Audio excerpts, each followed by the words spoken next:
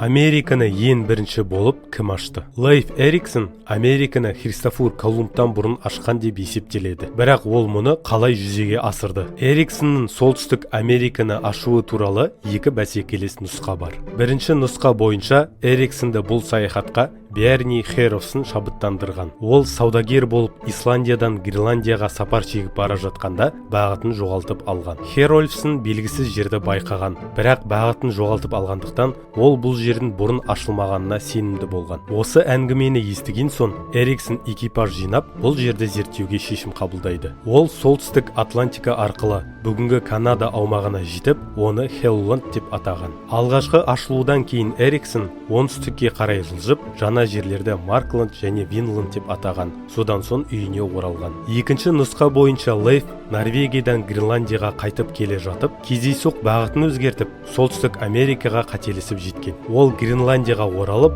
қайтадан солтүстік Америкаға бармаған. Қызықты фактілерді біліп, танымында арттырған келсе, осы парақшаға тіркеліп кет.